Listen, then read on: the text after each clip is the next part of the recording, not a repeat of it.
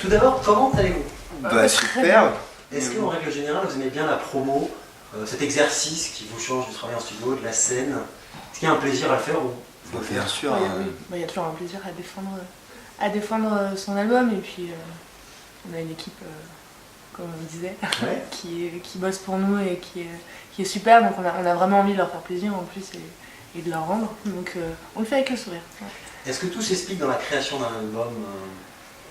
Parce qu'il y a des Il jeunesse qui y a essaient de- des choses qui se comprennent plus tard en fait. Et du coup, avec le recul justement d'avoir les chansons terminées et l'album qui appartient aux gens maintenant, on comprend un peu des chemins qu'on n'a pas vus sur le moment parce que quand tu composes un disque, tu cherches juste à capter l'instant et le bon moment Bien sûr. et tu cherches quoi. Donc tu sais pas ce que tu cherches, à part les bonnes chansons, mais tu cherches. Non, mais c'est vrai que si aujourd'hui je devais défendre le premier, Oui, je pense que je le défendrais différemment à d'accord. une certaine époque, parce qu'on a compris des choses. Donc là, on défend ce deuxième avec des certitudes, mais qui n'en seront Qui plus vont peut-être bouger. dans quelques temps. Il est pris de quel sentiment cet album-là, de quelle thématique et de quelle émotion en termes de créativité quand vous étiez dessus? Bah, plein d'espoir. Ouais. Ouais. Mm. Ouais, on a vécu beaucoup de choses humainement, parfois très bouleversantes, mais c'est génial parce que nous on est inspirés par nos propres émotions, les émotions des autres. Donc heureusement que la vie nous bouleverse et c'est comme ça qu'on arrive à faire des chansons. Mais jamais dans la tristesse et la nostalgie.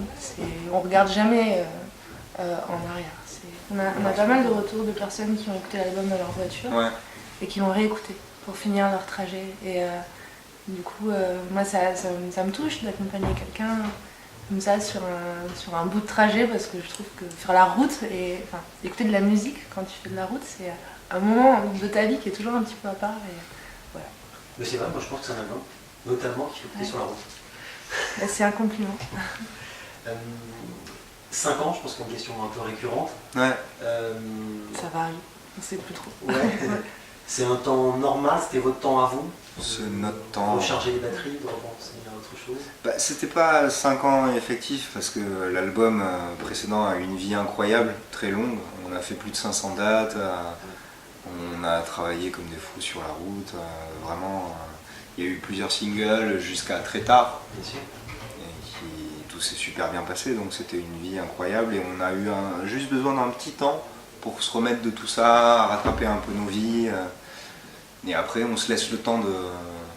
Elles vous ont échappé un peu, vos vies respectives, le temps du succès? Pendant l'explosion, elles ont changé, ouais. Mais changé avec des pics de bonheur incroyables et puis des moments un peu plus chamboulés. Ouais. Ouais, un peu plus... Chamboule un peu. qui Mais chamboulent un peu, ouais. tu peux pas, ta vie elle t'échappe pas vraiment, mais autant que tu peux pas la contrôler. Bien Mais sûr. tu peux pas avoir le contrôle sur tout, et puis ce serait pas. Dans une vie d'artiste, je crois que ce serait pas raisonnable. C'est une explosion, il y a vraiment un avant-après, vous l'avez vraiment ressenti? Ouais. Mais parce que tu peux pas aussi anticiper la réaction de ton entourage proche par rapport à ce que tu vis, tout ce qui se passe. C'est un bouleversement que chacun vit à sa mesure et du coup tu peux pas, même avec toutes les précautions du monde, et on y fait beaucoup plus attention aujourd'hui, tu peux pas parer à tout. Votre relation à vous, elle a évolué aussi? Ouais. Bah, elle s'est renforcée, je crois. Ouais. Ouais. Après, on est deux humains, hein, et forcément, on passe notre vie ensemble. Je pense Ouais. que Yoann, c'est la personne que je vois le plus dans ma vie. Mm.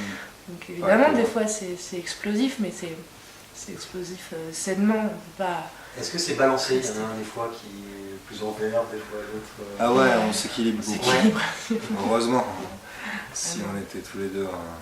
Et on pourrait pas être tous les deux down, je pense pas. Ouais. Il y a un espèce d'instinct de survie pour l'autre et de protection, d'instinct de protection vis-à-vis de l'autre où quand l'un est pas bien, automatiquement l'autre va se mettre dans une position de force pour pouvoir l'aider. Enfin, c'est ce qu'on essaie de faire. Ouais.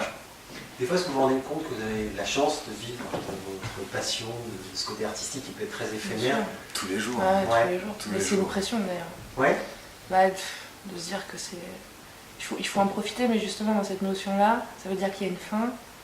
Enfin, et Vous l'avez en vous, ce côté potentiellement éphémère Non, parce que nous, la création nous habitait avant qu'on signe, avant que ça marche. Après, là, on a une émulsion, on a une presque famille ici. Il y a des gens qu'on adore et qui nous laissent justement cette liberté de créer et qui nous poussent à faire ce qu'on fait. Mais même quand on prend des loisirs, il y a toujours quelque chose d'artistique. C'est pour aller voir un concert, une expo, aller à son piano. Toutes nos vies, depuis tout petit, ont toujours tourné autour de la musique, de la création, des idées, du rêve. Donc ça peut pas partir tant qu'on a cette passion-là et cette envie de créer, d'avoir des idées. Avant chaque concert, j'ai soit un gros pic de stress. Mais c'est bien, d'autant plus, dans notre set, il y a une chanson que je joue seule et alors là, c'est terrible, je cherche Yoann, je regarde. Mais c'est un exercice, c'est un exercice, vraiment. Mais souvent, je cherche Yoann du regard, je regarde s'il n'est pas très loin, parce que ça me rassure, parce que j'ai jamais été habituée à être seule sur scène, donc quelque part, j'ai quand même besoin qu'il soit là dans mon champ de vision. Et souvent, je suis prise par une émotion pendant le morceau. Parfois, j'ai dû... Alors, c'est bien, mais intérieurement, c'est un vrai combat. Mais bon, si c'est au service de la chanson... Vous avez bien cette mise en danger on fait que ça. On fait que ça. On est très timide, très émotif, et du coup... Toujours une mise en danger. On fait toujours un pas vers les gens. Après, le truc qu'on sait, c'est que quand on est ensemble, qu'on crée ensemble, qu'on joue ensemble, ça nous rassure. Vous vous rappelez votre rencontre, en quelques mots? Oui. Et Chacun sa version. Non, alors on a raconté une version différente, enfin chacun une version il n'y a pas longtemps et on s'est rendu compte que c'était la même. Donc, c'est plutôt bien. Non, j'ai rencontré Yoann parce qu'il m'avait, plus ou moins invité à me remplacer une pianiste dans un projet qu'il avait monté à l'époque. Et voilà, donc je savais pas trop ce que ça allait donner. J'étais toute jeune, j'étais encore au lycée. J'étais en première, je crois, en terminale, je sais plus. Et tu sortais du lycée, je crois. Je sais plus, moi je crois que je faisais que de la musique à ce moment-là. J'avais plein de groupes et je faisais une école de batterie en intensif. Ouais. Et on était au milieu de plein de gens et on s'est vu chez ses parents. Parce qu'il avait un tout petit chalet dans lequel on répétait. Et je sais pas, on s'est vus, je me souviens de nous deux qui nous regardons au milieu de tout le monde et tout s'arrête en fait. Les gens n'existent plus. Ça a été très intense et... C'était évident. Ouais. Et même pendant qu'on jouait, on se quittait pas des yeux, elle jouait en face de moi parce qu'elle adorait jouer par terre. Et je regardais toujours par-dessus ma batterie et je voyais qu'elle... Ah ouais, c'était fou. Mais Vous l'avez des fois en tête? Moi je le vois, j'ai cette image-là. Ouais. On le raconte dans un morceau de l'album qui s'appelle If You Feel. Enfin, un peu romancé, mais au fond du truc c'est ça. C'est à la fois ce qu'on est l'un pour l'autre et ce premier instant un peu lunaire où sans se parler on a compris qu'on sera important. Le premier conseil que je donne, c'est le travail. La création appelle la création et la passion appelle la passion. La passion appelle la passion. Et donc il faut toujours être dans une dynamique créatrice tout le temps, créative. Et ensuite il faut aller au charbon, il ne faut pas avoir peur de se tremper, il ne faut pas avoir peur de se mouiller, il faut faire plein de petits concerts.